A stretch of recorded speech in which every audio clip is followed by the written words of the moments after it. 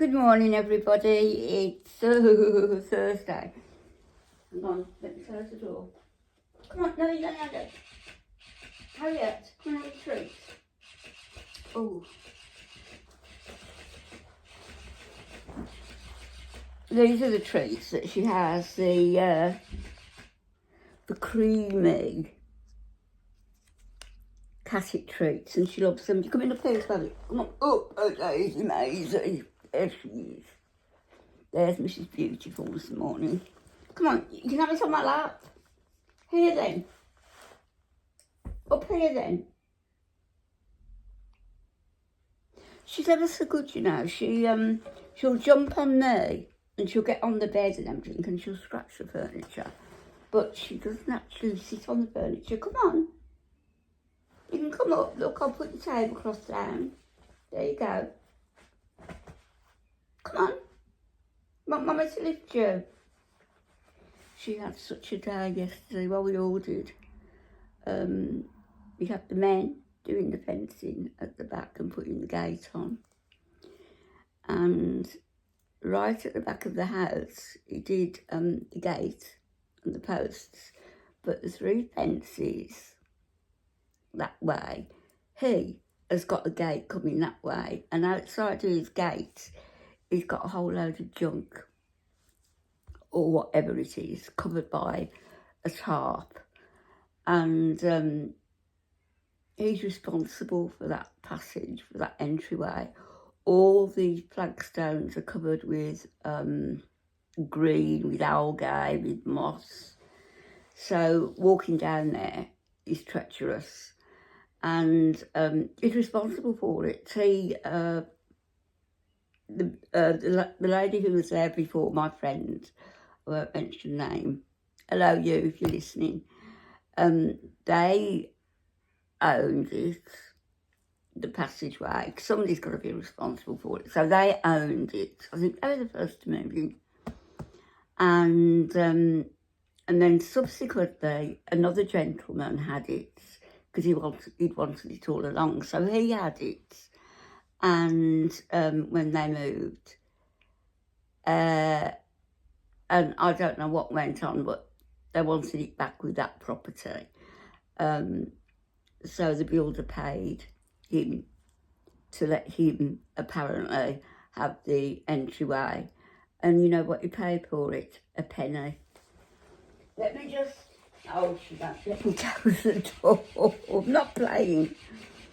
So, anyway, he's responsible for the whole lot. And he's got all junk. And all that junk outside of his gate. But it's all leaning onto my fence. So when the builders came out yesterday, the fencing men, what do you call fencing men? Wooden men. When they came out to do my fencing, I paid for both sides now. Fucking cheek, honestly. They couldn't do the back. They couldn't do the back panels because of all his junk in front of the fence. So I'm sure I saw a mouse coming out of there as well. So I wrote him a letter yesterday, and I won't address him by name. I don't officially know his name anyway. One of the other neighbours told me, he said, oh, it's appalling now, this entryway. So I wrote a letter and somebody said, get the neighbours to sign it. And I said, no, I'll do it myself. I don't need backup. So I wrote a nice letter to the owner-occupier of, and signed it from the owner-occupier of, which is me, not the name. And just to say that there was two things actually. What was the other thing? Well, one was to move all the items. I didn't say rubbish, but I don't know what it is. All the items, because it's supposed to be clear. And if he says, well, they're outside my gate, nobody needs to get past. Actually, it's supposed to be kept clear. It doesn't matter. It's a health and safety thing. And it does matter also because they're all leaning on my fence, pushing my fence in, and now the fencemen have got to come back out to do those panels when his stuff is moved. So I wrote a nice letter, and my friend who was here yesterday, thank you, she took it round and pushed it through the door. So we'll see what the response is. I did say that if it's not addressed within the next few weeks, then I should just contact the environmental health, particularly as I saw a mouse. You know, I don't want mice in the garden. Do we, Harriet? Especially if she's having a catio, it's going to drive her wild. Something has just come on the telly here. I think it's All Creatures Great and Small, is it? I don't know. But it's got, yes, it's probably James Harriet. Oh, I don't know. But it's got the name James Alfred, as Alf's name was Alfred James. There's a coincidence. I see lots of signs everywhere. I see signs on my meter, my fuel meter, 222 or 333, ever so often. And it's varied times when I come down to make a cup of tea or a cup of coffee, or to get somebody a treat, but she's not coming for it. That tunnel I put under my bed, she loves it. She gets in there now because yesterday she was a bit stressed out yesterday. We had, both my sons were here, my friend was here, the fencing men were here, and then the insurance man came out with the, to check on all the leaks that have got to be done. People don't seem to want to do insurance work. I don't know why, whether it's because they've had difficulty with insurance. My insurance company is excellent, I have to say. I've never claimed on them, no, I haven't. But they paid first £50,000 of my legal fees when I brought that court case, which that's a whole nother story. And they paid a little bit more than the £50,000. I wouldn't have had a great big massive, more than half the lump sum I was awarded taken from me. But they weren't prepared to go above 50,000. I suppose there has to be a limit.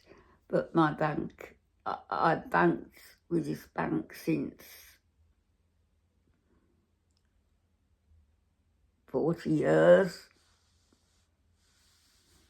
So I wouldn't change a thing. And I have no dealings directly with them, except if I need to sort out, pay my insurance premium, or there happens to be a problem. But I haven't had to contact them for ages. And my son keeps my credit cards, and because he does my shopping and stuff like that, and gets me money out when I need money out. So I'm quite spoilt in that way, really. On the other hand, I feel a bit like a child, because if you looked in my purse or my wallet or my bag for my credit cards now, you might find one. You might find one. Miss Harriet. Miss Harriet. Where have you gone? Oh, she's got out the room. I don't know where she's gone. So you see, one of my family stayed over last night because there was football, and so came back about, I don't know, midnight as I came down to make a drink and made me jump, but stayed overnight. So she knows somebody's here, which is why she's not sort of settling. I'll come back on later and let you know how I got on at the dentist, which was fine. This is her little Snapple thing. I don't know whether I've showed you. I think it's a dog. It was advertised as a dog Snapple mat, but cats use them. So you can put a little treat in there, one of the bare treats, not the ones you have to squeeze out. And you can just hide a few in there, and she'll sniff around for them. She's a very intelligent little cat, my cat is. And I've been seriously considering getting another cat. I don't know whether she likes it.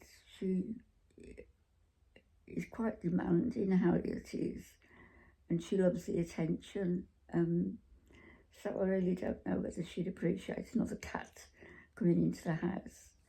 I have to think very carefully about it. I might try and borrow one and just have one. That's a good idea, I think. If somebody wants a cat sitter, one of my mates or a daughter wants a cat sitter, maybe I could cat sit here, if it wouldn't disrupt their cat too much, and just see how Missy Harriet copes with it. That might be a good idea. What do you think? Anyway, I've got a couple of videos to upload. I've got one that I'm not going to upload because I don't know what was wrong with me. I was in the pub, but I know I'd had one glass of wine, so that was probably what was wrong with me. I can't drink 2 glasses of wine and I'm asleep. But what have I got to upload? I've got a couple anyway, and I'll come back on later. Just watching this vet. Oh, he's talking to the camera as he's making the incision on this animal. Can't say what animal it is because he's got the animal covered with a blue sheet whilst he's operating. Oh my goodness. I don't know whether I could do that, you know, whether I'd make a good surgeon. Oh gosh, look at that. Anyway, you can't see. I'll be back a little bit later. I don't know what's going on with food. I'll have to catch up. And there's far more interesting things to talk about, but clearly I will talk about her at some stage. Oh my gosh, it's a tiny little thing. I can't tell whether it's a dog or a cat. That one's just born. Oh, I'll be back later, everybody.